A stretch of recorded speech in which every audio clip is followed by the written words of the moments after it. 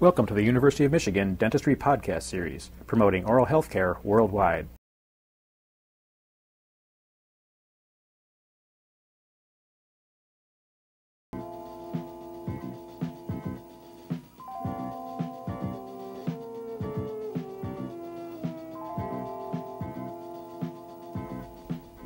Planning to build a dental office?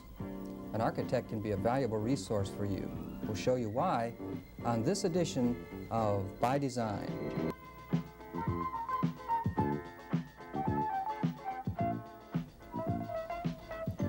The construction of a dental facility is an expensive undertaking for the dentist. Mistakes can be costly not only during the actual construction phase, but also in terms of the impact the completed facility has on the efficiency of the office.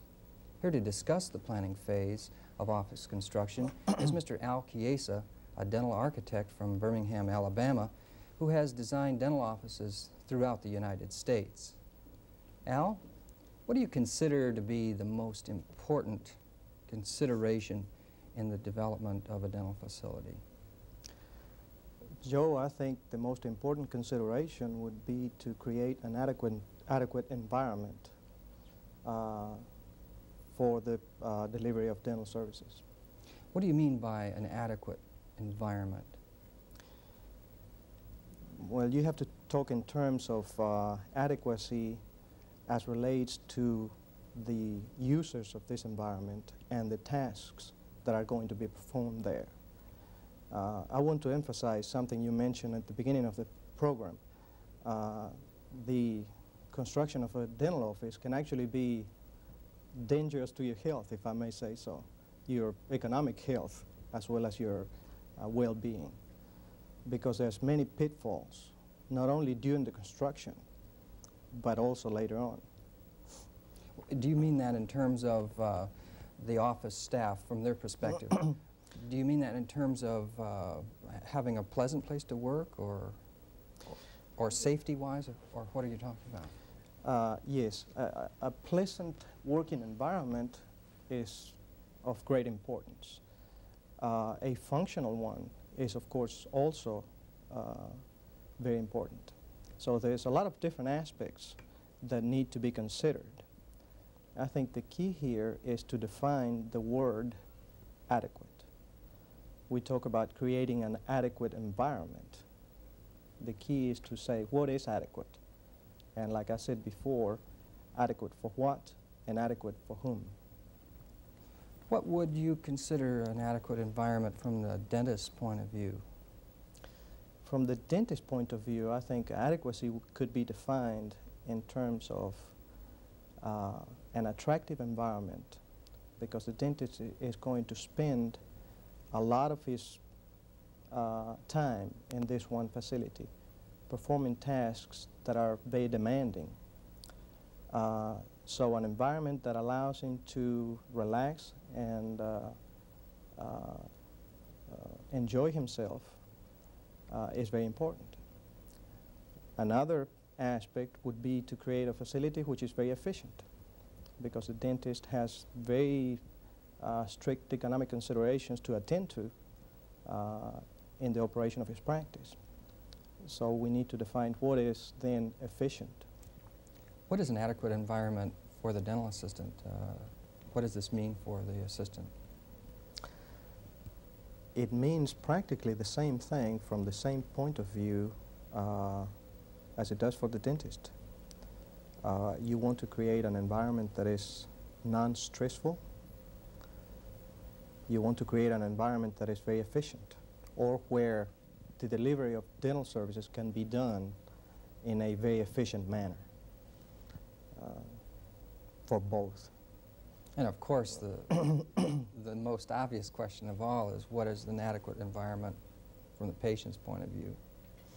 Right. Of course, the patient is number one in this relationship, is he not? He is the object receiving the care. So therefore, we should attend to his requirements. We say that we are trying to create an adequate environment What does this mean for the patient? Well, probably the most important thing that it means is that he has to have a comfortable and attractive environment in which to receive this dental care. You can define, I guess, in this particular case, comfort for the patient as mental comfort or emotional comfort and actual physical comfort. So you want to create an environment that is non-threatening as well as comfortable. How about convenience for the patient? Is that a factor in office design? From a physical standpoint, I do not believe it's too important. For instance, we are concerned with efficiency of traffic flows. This is paramount from the staff point of view or from the team's point of view. The patient, on the other hand, is not too affected by this. So I think creating an environment that is non-threatening is probably the most important aspect of patient comfort. I would assume there's some exceptions to this convenience considerations, such as parking, access to the building, the disabled patient, having doorways and ramps to facilitate their entry, which are convenience factors. Is that true? Yes, this is true, Joe. This type of considerations you need to attend to. I do not mean that you need to disregard the physical convenience of the patient. I meant that they can take a lower order of priority in relationship to the convenience of the dental team. Where does a dentist begin in this whole process? It seems like a very complex issue, this matter of planning a dental facility. I'd like to go through an orderly procedure, if we can, whereby we can begin at the very beginning and say, how do we start? Where does the architect come in? Yes. You know, the very first step is usually the hardest. So I would say that, number one, you need to start immediately. Now, at least you need to start elaborating thoughts, putting down ideas, even though you may not be considering building or expanding or changing your facility in any way. It would help very much to open up a file, let's say, and input in there ideas from the dentist point of view and the staff point of view, so that you can build up a record of things that you see every day that will impact on the design. It would seem to me that once one gathers information in a notebook or file of some type, that at some point the dentist would have to establish some goals for themselves. Where am I going? What am I trying to accomplish? Is that a rational approach to getting this project off the ground? Yes, I believe so, Joe. You know, we like to think that you have to define the problem before you can solve it. We're all aware of this. How does the architect come into play here? How do you discover the goals of the dentist? Actually, I cannot discover the goals for the dentist. I may even go further than that and say that I shouldn't. But I can help the dentist, or any other client for that matter, discover his own goals by eliciting the right kind of responses or answers to questions regarding adequacy of the future. Al, is this actually done in an interview setting? Yes.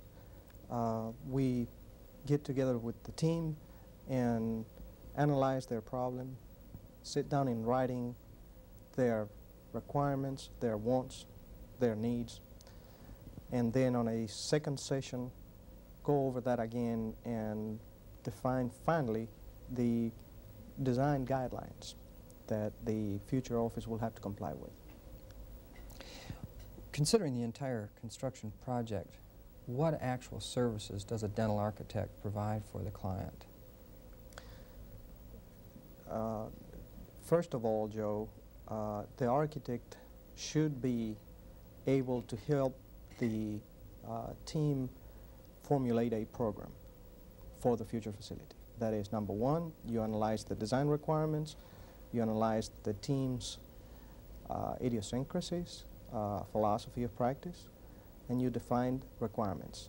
That is, the office will have such and such a configuration. That is, we program the design. Number two, the architect should be able to come up with physical design ideas, sketches, drawings, that will illustrate a certain physical layout that will meet the program. Number three, the architect should be able to produce technical drawings or specifications, or both, as required to actually bring the design idea to construction. Four, the architect should be able to help the dentist negotiate prices, select a contractor or builder, and finally, he should be able to assist the dentist through the construction period. Does the architect, for example, come on site during the construction phase to check to make sure everything is done to specifications according to the plan? And then when the project is finished, are you suggesting that they follow up to see that everything is completed in a satisfactory manner? That's absolutely right, Joe. The architect is acting as the agent of the owner through the construction period. So there are several things that the architect can do to protect the owner's interests. Does that include code enforcement to make sure that everything's built to the local municipal codes? Or is that their contractor's responsibility? No, it is a matter that is addressed during the design of the building, so therefore it is the architect's responsibility to a great extent to assure this compliance. The role of the architect does not or should not end with occupancy of the building. Most buildings are guaranteed for materials, workmanship, and performance for a certain period of time. So the architect should follow up. What is that time period, generally? Generally, it's 1 year, but it varies for different parts and for different components. So if there are problems with the building, you would intercede in those problems? Is that what you're suggesting? You would act to protect the owner's interest. Once the architect and the dentist client have shared their thoughts on the project, how is the financial aspect of the relationship handled? Is there a contract that is written between the architect and the client? I believe there should be one, yes. It could conceivably be a verbal contract, but it should be a written contract, really, where the responsibilities and obligations of both parties are clearly delineated. What are some very major elements in that contract that you would think would be important? I think it would be very important to define the scope of the services that the architect is going to provide. I told you a little while ago what the total services could be. They could be less, or in some cases there could be more services that are required. So you have to define the scope of the involvement. Of course, defining the opposite of that, which is the fees that the architect will charge, is also paramount, I think, and the conditions under which these services will be rendered is important. Al, I'd like to turn to some of the specifics now of office design, if we may. But first, this message.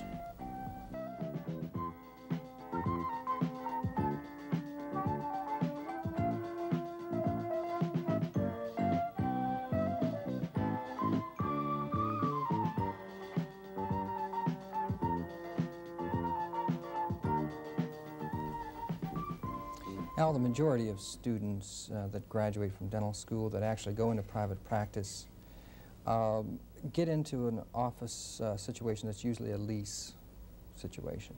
There may be leasehold improvements to arrange that space the way they want it. What areas should be incorporated in a basic plan that are fundamental, necessary areas for every dental office? I think a starter office should have the following areas, Joe. A reception, a small business office, treatment rooms, probably 3 or 4 treatment areas, adequate support areas for these treatment rooms, such as sterilization area, a lab, and I think those two ought to be separate, a darkroom, storage for supplies and for general purposes, possibly a private office for the doctor, and finally areas devoted to mechanical equipment, tanks, and the like. What kind of square footage are we talking about here to accommodate that configuration? I think a starter office can be done very nicely in about, somewhere between 1,000 to 1,200 square feet. Assuming the recent graduate would like a little more space or can afford a little more space, are there some optional areas that could be included in a plan over and above the basic elements that you just mentioned? Yes. First, I want to say that probably the recent graduate will want less space, Very likely. not more. If there is more space available, I think a control room would be very, very good. And a consultation room would be the next addition. Control room meaning prevention? Prevention, that is correct. Prevention room. Do you find that dentists tend to neglect some areas in terms of adequate space and overdo it in other areas? Is there some kind of trend there, or do you find space is pretty well balanced? I think this happens very often, Joe. Dentists who are designing their office tend to concentrate on the operatory areas and start designing from that end. And before they reach the end of the program, they somehow run out of space sometimes, and so a lot of things stick something in there. Yeah, a lot of things get left out. Yes. When a person is looking at space to lease and is thinking in terms of modifying that space for a dental office, perhaps it's in a shopping center, whatever, there's going to be plumbing, electrical changes, or installations if it's a new facility. How do you feel about the assessment of space relative to crawl space or basement space? How important a factor is that? From a cost point of view, Joe, it's very important. I would say that finding a space that has access from underneath would be a very important consideration. And why would that be a major consideration? Not only for initial construction, for accessibility during initial construction, but also for future changes. Is a cement slab impossible to change the plumbing, or what is involved in moving pipes and wiring and that sort of thing? Is it a jackhammer job, or what's involved in it? It's perfectly possible to cut through a slab. It's just more complicated, time-consuming, and therefore more costly. We've talked a lot about the whole idea of working with an architect, planning, setting goals, the services that are provided by the architect, and ultimately we want to end up with a very functional, adequate facility. How much time is involved in that process? In my experience, Joe, we utilize approximately 8 months from initial interview to completion of the building. I guess this should tell you something concerning the urgency of the starting point of the planning process. So students in their senior year that are planning to either put together a new building or to convert a leasehold facility should start somewhere in the late fall to have it prepared by spring to early summer then. Probably that is the best advice you could give a graduating student.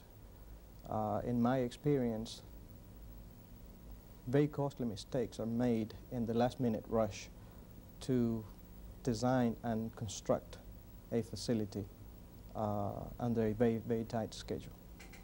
Thanks, Al. Our guest has been Mr. Al Chiesa, owner of his own architectural firm in Birmingham, Alabama. Please join us for the remaining programs in this series on facility design. Mr. Chiesa and I will be discussing the specific elements that contribute to the creation of a favorable work environment. You've been listening to a presentation from the University of Michigan School of Dentistry, which is dedicated to supporting open learning and open educational resources. This recording is licensed under the Creative Commons. It may be reused and redistributed for nonprofit use. Please attribute materials to the University of Michigan School of Dentistry and redistribute under this same license. For more information on how this and other University of Michigan School of Dentistry recordings may be used, visit www.dent.umich.edu/license.